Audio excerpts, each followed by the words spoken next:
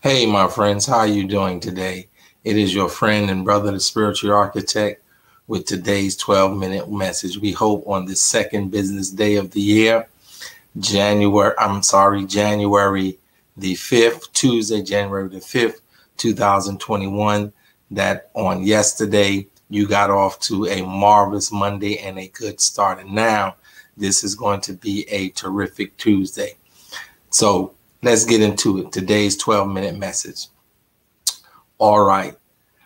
I ran track and field at Claflin College. On our team was a gentleman named Michael James. I haven't seen Michael now in over 30 years or more since I left Claflin College. But me and Michael were on a track team, and we used to practice over at OW track field, a high school team. They had a track field, and we used to go over there and practice. And one day, all of a sudden, this young man showed up, and every day he was out there teasing us and heckling us and heckling us and teasing us. And Michael James, I want to say his aunt, would come and pick us up from practice sometimes and go and get us something to eat or whatever the case may be.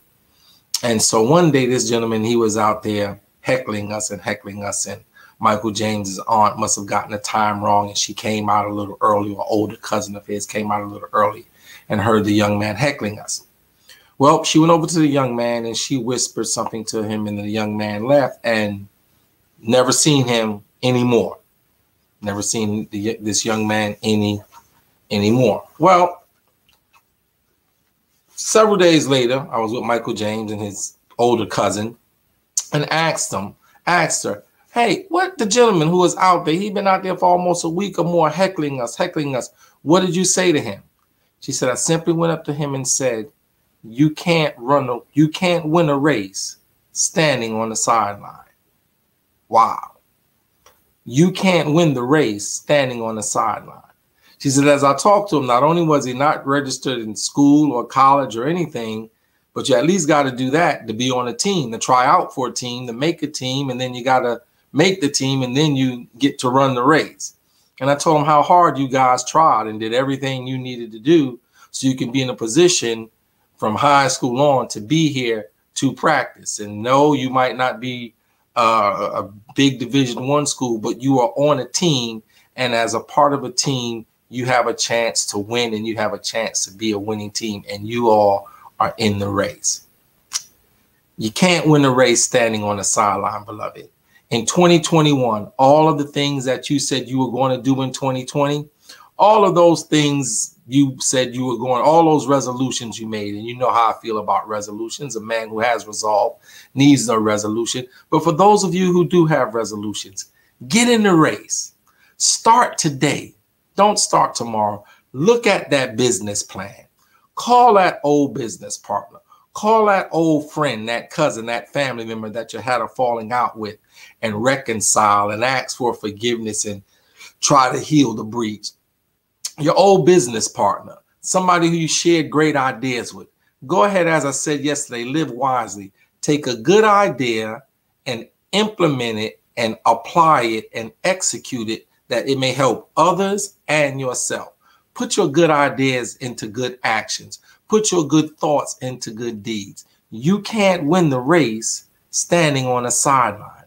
You have to enter the race. You have to enter the contest. New York's lottery slogan used to be, you got to be in it to win it. You got to be in it to win it. You got to be into life to win it. You got to be in the race to win it. And if you can't do it, and life is not a solo sport. Life is a team sport. Iron sharpens iron. We are all here to help one another. And so what difference does it make if you hold up the championship banner, or if you all, husband and wife, brother and sister, two cousins? What difference does it make if you hold up the championship banner as a team? Everybody on the team gets a ring. Watch this. Not disparaging anybody. Do you know how many guys who are not half as good as Charles Barkley got NBA championship rings? Charles Barkley, Dominique Wilkins, Patrick Ewing, gosh, the list goes on and on of great NBA champions who don't have a ring. They won conference championships. They won Eastern title championships. They won Western Conference championships, but they don't have a ring. And then there are guys who did absolutely nothing. They were the 12th man way down on the end of the bench. I don't even know their name. Some played with the Chicago Bulls. If you play with the Chicago Bulls, you probably got 5 or 6 championship rings. If you played with the old Lakers, you probably got 8 or 10 championship rings. If you played with the Boston Celtics and you wasn't John Havlicek or one of the other main guys, and you sat there on the bench for 5 or 6 seasons, you probably got 8 or 10 rings too. Isn't that something? Because what's important is being on a winning team, being part of something that is bigger than you. And even those guys who didn't start, who barely played, who filled in every now and then, they played their role, whether it was practice hard, pushing other guys really hard in practice, whether it was encouraging people and cheering for the starting 5 while they were on the bench, or whenever their number was called, name and number was called, they got up off the bench, and for the 2 minutes or 2 seconds they were in, they did whatever coach told them to do. Listen, it's all right to have help. It's all right to have teammates. It's all right to have somebody while you are in this competition to win, to have somebody to take your place. Listen, somebody came in and gave Michael Jordan a break every now and then. Isn't that something? Could you imagine that? Somebody came in and gave Magic Johnson and Kareem Abdul-Jabbar a break every now and then. We all need a break, but taking a break doesn't mean we get out of the race. It doesn't mean we get out of the competition. It doesn't mean that we stop fighting, that we stop trying. And I know 2020 was a rough year.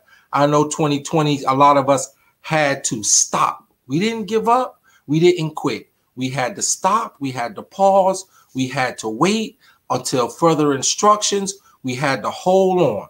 Well, 2021 is here. Yes, we're dealing with the residual effects of 2020. Yes, we're dealing with the residual effects of a broken political system. Yes, we're dealing with the effects of a spiraling downward economy. Yes, we're dealing with the effects of so many things, but we got to get back in the race. But the race is not to the swift, but to they that endure. Come on, get back in the race. Get back in the fight. Get back in the game. Whatever that good idea is, put it to use. Call that person. If you have the finances and somebody has the ideas, that's a marriage made in heaven. If you have the willingness and somebody has the know-how, that's a match made in heaven. So come on. Life is a team sport, and we can all help each other to win. But we got to be in it. We got to be in the race. We got to be on the team. We got to be a part and willing to be a part of something larger than ourselves. I noticed something, and somebody asked me this a while back. I was in my shop when I had my shop, and we were watching tennis. And Andy Murray, this is when he first hurt himself. And the guy said, well, you know, Andy Murray and his team, and he kept saying Andy Murray and his team, and he'll get with his team, and he'll get with his team. Then they start talking about Roger Federer. And somebody said, hey, I thought tennis was an individual sport. I said, no. You might only see one person out there, but every sport is a team sport. Those guys have a team of doctors and girls, and they have a team of doctors. They have a team of lawyers. They have nutritionists. They have physicists. They have weight trainers. They have a whole entire team behind them that when they win the championship, when they win Wimbledon, when they win the Australian Open, when they win the US Open, and you hear them going out and they say, I want to thank my team. Right. Sometimes all the players on the team don't get on the court. Sometimes they're team players who are behind the scenes, but they are part of the team. They're part of the championship. They get to celebrate the victory just like the person who took center court, whether it's golf, whether it's tennis, or any of the other things that look like they're individual sports. Life is not an individual sport.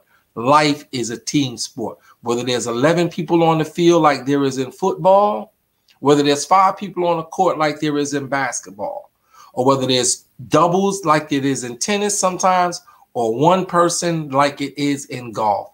Life is a team sport. Won't you join in?